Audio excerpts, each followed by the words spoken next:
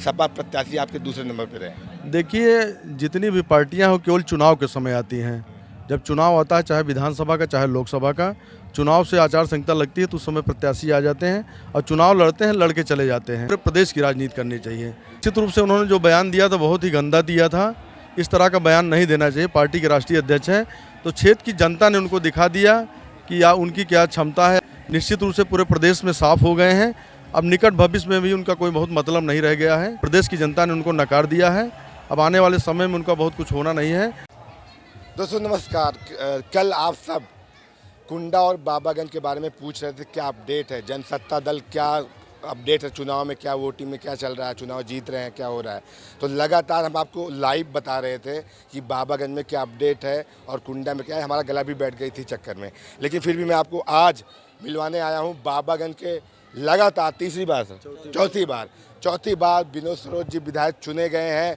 जनता ने उनको अपना मत दिया है, उनको अपना नेता प्रतिनिधि चुना है। जनसत्ता दल के प्रदेश अध्यक्ष भी हैं, इनसे बात करते हैं। बहुत स्वागत है आपका। बहुत बहुत धन्यवाद आपका। कल जो है कई जगह हम लाइव थे, यूट्यूब पे भी, फेसबुक, कई लोग पूछ रहे थे, दूसरे राज्यों के लोग पूछ रहे थे कि बाबागंज कुंडा का क्या हाल है। तो पहले तो मैं बधाई देता हूँ आपको, आपने दोबारा एक बार चौथी बार जीत दर्ज की है बाबागंज से। कैसे देखते हैं इस जीत को? ये जो चुनाव हम लोग लड़े हैं, माननीय राजा भैया हमारे पार्टी के राष्ट्रीय अध्यक्ष हैं, गोपाल भैया, डॉक्टर केन ओझा साहब, डॉक्टर सांसद शैलेंद्र कुमार जी, पूरी यूनिट हमारे वरिष्ठ लोग हैं। आपके मार्गदर्शन में हमारे कुंडा और बाबागंज का चुनाव सम्मानित क्षेत्र की जनता और कार्यकर्ता लड़ते हैं। ये जो हम लोग चुनाव जीते हैं, इसका पूरा का पूरा श्रेय क्षेत्र के सम्मानित जनता और कार्यकर्ताओं पदाधिकारियों को जाता है। जैसे आप देखा जाए पूरे उत्तर प्रदेश में कोई कह रहा है सपा भाजपा, कुंडा और बाबागंज में न सपा पता चला न भाजपा का पता चला। कैसे देखते हैं, क्योंकि टक्कर तो सपा प्रत्याशी आपके दूसरे नंबर पे रहे? देखिए, जितनी भी पार्टियां हो केवल चुनाव के समय आती हैं। जब चुनाव आता है, चाहे विधानसभा का चाहे लोकसभा का, चुनाव से आचार संहिता लगती है तो उस समय प्रत्याशी आ जाते हैं और चुनाव लड़ते हैं, लड़के चले जाते हैं। और माननीय राजा भैया हमारे नेता हैं, पार्टी के राष्ट्रीय अध्यक्ष हैं। हम लोग हमेशा क्षेत्रों में बने रहते हैं, एक एक गाँव में जाते हैं, वहाँ गांव के लोगों से मिलते हैं, गांव के लिए जो भी विकास के कार्य आवश्यक होते हैं बूथ कमेटी के साथ बैठक करते हैं और उनके द्वारा बताए गए निर्माण कार्य जो भी होता है या विकास का कार्य, हम लोग उनके बताए हुए काम को करते हैं और हमेशा उनके सुख दुख में सम्मिलित होते हैं और हमेशा विधानसभा क्षेत्र में बने रहते हैं।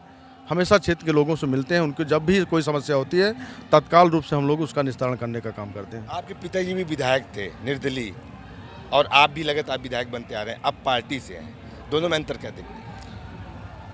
बहुत कोई अंतर नहीं है। पहले हमारे पिताजी 10 साल लगातार विधायक रहे, बिहार विधानसभा हुआ करते थे और चौथा टर्म हमारा है। तो हम लोग हमेशा इसमें पार्टी तो माननीय राजा भैया ने कार्यकर्ताओं के सलाह पर बनाई है निश्चित रूप से, क्योंकि माननीय राजा भैया का राजनीतिक जीवन जो 25 वर्ष का हुआ है, एक लंबा अनुभव हुआ। तो कार्यकर्ताओं ने कहा कि नहीं राजा भैया, अब आपको पार्टी बनाना चाहिए और जो आप राजनीति कुंडा बाबागंज प्रतापगढ़ की करते हैं, अब आपका कद बहुत बड़ा हो गया है, अब आपको पूरे प्रदेश की राजनीति करनी चाहिए। तो निश्चित रूप से कार्यकर्ताओं और समर्थकों की राजा भैया ने सुनी और उनके अनुरोध पर राजा भैया ने पार्टी बनाई। और हम आपको बताना चाहते हैं कि जिस तरह का जन समर्थन पूरे प्रदेश में मिल रहा है, आने वाले समय में हमारी पार्टी पूरे प्रदेश में छा जाएगी। हम पूरे प्रदेश में सरकार बनाएंगे। आप लंबे समय से जुड़े हैं, आपके पिताजी भी जुड़े रहे हैं राजा भैया से। आप जिस तरह उनके ऊपर बयानबाजी की गई चुनाव के समय, अखिलेश यादव हो चाहे सपा प्रत्याशी हो, लगातार कोई कुंडा में कुंडी लगाने की बात कर रहा था, कोई कह रहा था कौन राजा किस राजा की बात कर रहे हैं। तो आपकी भावनाएं आहत नहीं होती थी कि आप उनके साथ जुड़े हैं और ऐसी बयानबाजी उनके खिलाफ की जा रही है? निश्चित रूप से उन्होंने जो बयान दिया था बहुत ही गंदा दिया था। इस तरह का बयान नहीं देना चाहिए। पार्टी के राष्ट्रीय अध्यक्ष हैं तो क्षेत्र की जनता ने उनको दिखा दिया कि उनकी क्या क्षमता है। निश्चित रूप से पूरे प्रदेश में साफ हो गए हैं। अब निकट भविष्य में भी उनका कोई बहुत मतलब नहीं रह गया है, क्योंकि जिस उम्मीद के साथ वो विधानसभा चुनाव लड़े थे, प्रदेश की जनता ने उनको नकार दिया है। अब आने वाले समय में उनका बहुत कुछ होना नहीं है।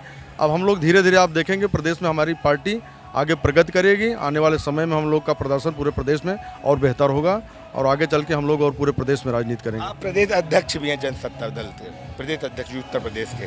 आपकी पार्टी ने 2 जगह यहाँ पे प्रतापगढ़ में चुनाव लड़ा। आने वाले समय में विश्वनाथगंज, रानीगंज भी अपना उम्मीदवार उतारेंगे? निश्चित रूप से आने वाले समय में हम ज़्यादा से ज़्यादा सीटों पर चुनाव लड़ाएंगे और चुनाव लड़ाएंगे तो लड़ के जीतेंगे भी चुनाव।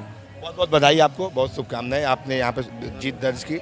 विनोद सरोज जी जनसत्ता दल के प्रदेश अध्यक्ष भी हैं और वर्तमान में चौथी बार लगातार चुने गए हैं और इनका कहना है कि प्रदेश में पार्टी का विस्तार करेंगे, राजा भैया की जनकारी नीतियों को आगे बढ़ाएंगे। बहुत बहुत आभार।